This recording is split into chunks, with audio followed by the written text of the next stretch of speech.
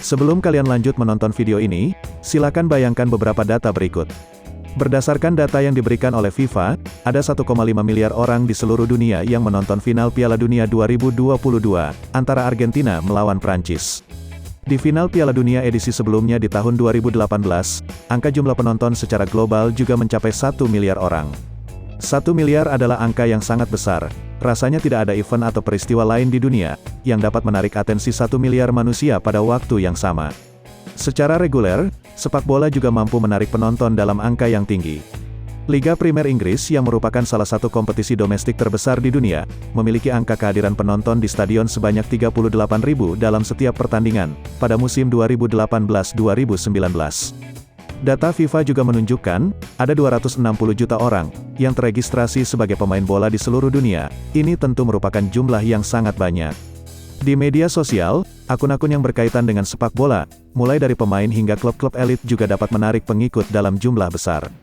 Real Madrid memiliki 131 juta pengikut di Instagram, Barcelona sedikit di bawahnya dengan 117 juta pengikut. Beberapa pemain besar seperti Ronaldo dan Messi, juga masuk dalam 10 besar figur paling banyak diikuti di media sosial. Secara ekonomi, sepak bola juga selalu melibatkan perputaran uang dalam jumlah besar. Penghasilan yang diperoleh oleh klub, turnamen, gaji dan transfer pemain, bisa mencapai angka hingga miliaran dolar. Dengan putaran uang dari hak penyiaran, periklanan, hingga penjualan tiket dalam jumlah besar, menjadikan industri sepak bola menjadi industri raksasa. Angka-angka tadi dapat membuat otak kita semua, menjadi lebih paham bahwa sepak bola adalah olahraga yang sangat populer. Bagaimana hal ini dapat terjadi? Kita akan membahas sejarah dan bagaimana olahraga sepak bola menjelma menjadi sesuatu yang dominan dalam budaya manusia saat ini. Sebelum kemunculan sepak bola modern, bentuk permainan yang melibatkan tendangan dan objek seperti bola, sudah dikenal dalam banyak kebudayaan kuno. Dalam sebuah naskah Cina kuno, yang berasal dari tahun 50 sebelum Masehi, tercatat sebuah permainan bernama Sucu. Permainan ini dimainkan dengan sebuah bola dari kulit yang diisi dengan bulu. Permainan ini bertujuan memasukkan bola ke dalam jaring, dan melarang penggunaan tangan di dalam pertandingan.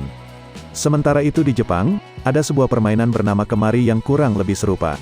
Permainan ini sudah berasal dari tahun 300 Masehi, dan masih dimainkan dalam festival dan periode tertentu hingga sekarang.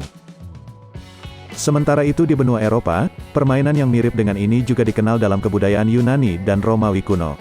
Orang-orang Yunani mengenal permainan bernama Episkiros, sedangkan orang Romawi menyebutnya Harpastum. Permainan ini melibatkan bola, dan dimainkan dalam sebuah lapangan berbentuk lingkaran. Di masa itu, permainan ini juga menarik perhatian bagi para penonton di pinggir lapangan. Bagi orang-orang di masa lalu, permainan seperti ini dilakukan untuk melatih fisik laki-laki agar kuat untuk ikut dalam peperangan. Permainan Harpastum sendiri, sudah dimasukkan dalam gelaran Olimpik atau festival olahraga pada masa Romawi. Harpastum adalah permainan yang sangat keras, dan melibatkan benturan fisik yang kuat. Dalam setiap pertandingan Harpastum, kebanyakan pesertanya memang harus berakhir di rumah sakit setelah ikut bertanding. Sementara itu sepak bola modern, mungkin bisa dibilang dipelopori oleh negara Inggris. Sejak masa sebelum revolusi industri, bentuk permainan awal dari sepak bola sudah dimainkan di Inggris. Permainan ini seringkali melibatkan kerumunan besar, tanpa adanya banyak peraturan resmi yang tertulis. Beberapa tokoh terkenal di masa Inggris kuno seperti Oliver Cromwell, juga pernah ikut memainkan sepak bola.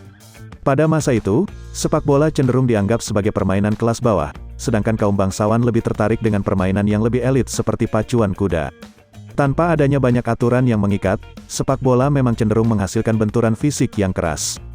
Jadi tidak heran, kalau kalangan elit dalam masyarakat Inggris dulu, melihat permainan ini sebagai olahraga kaum rendahan.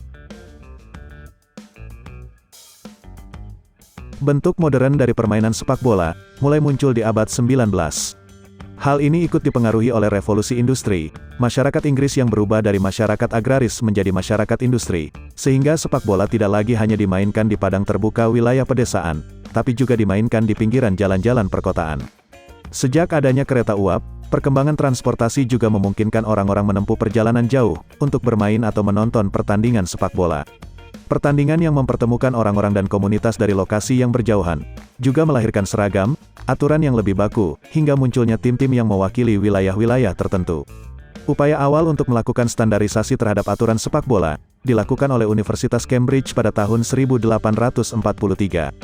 Hal ini lalu disempurnakan dengan pembentukan FA 20 tahun sesudahnya pada tahun 1863.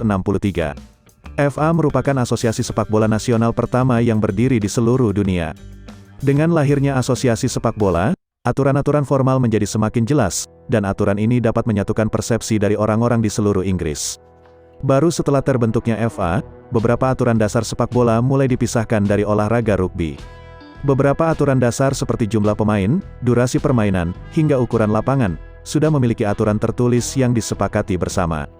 Pembentukan asosiasi sepak bola berskala nasional, juga menyebar ke beberapa negara tetangga Inggris seperti Skotlandia, Irlandia, dan Wales.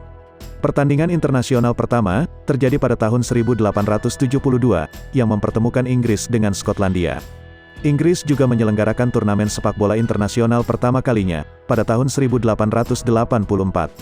Turnamen ini bernama British Home Championship, yang diikuti oleh 4 negara yaitu Inggris, Skotlandia, Irlandia, dan Wales. Sepak bola lalu berubah menjadi olahraga berskala internasional, dan tersebar ke berbagai negara di seluruh dunia. Federasi Sepak Bola Internasional atau FIFA, lalu dibentuk pada tahun 1904. Pada awal abad 20, sepak bola juga dimasukkan dalam ajang Olimpiade pada tahun 1900 dan 1908. Profesi para pemain sepak bola dan klub-klub sepak bola juga mulai bermunculan di negara-negara Eropa. Kompetisi Piala Dunia Sepak Bola pertama, kemudian berhasil diselenggarakan untuk pertama kalinya pada tahun 1930, di negara Uruguay. Saat ini sepak bola adalah olahraga yang jauh melampaui ketenaran dan eksposur olahraga yang lain. Sepak bola bahkan lebih unggul daripada gabungan beberapa olahraga terkenal seperti baseball, basket, dan American football sekaligus.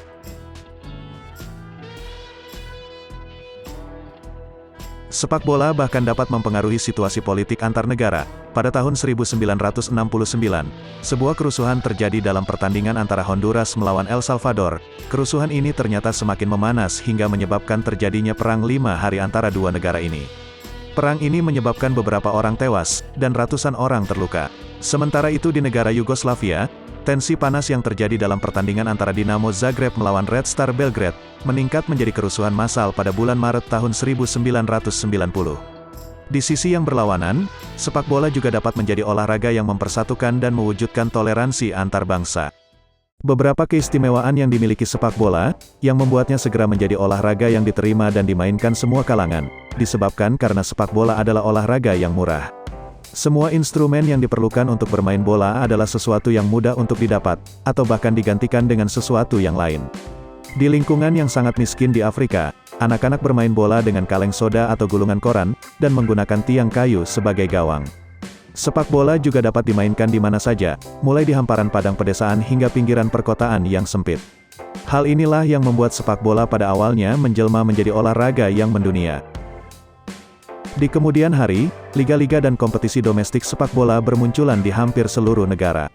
Sepak bola juga hadir dalam kompetisi regional, antar benua, hingga kompetisi berskala dunia. Sepak bola juga merupakan olahraga yang melibatkan pemain dalam jumlah yang cukup besar, lapangan pertandingan yang luas, ragam taktik yang bervariasi, sehingga pada akhirnya ia menjadi permainan yang dapat dinikmati oleh banyak orang dalam waktu yang lama.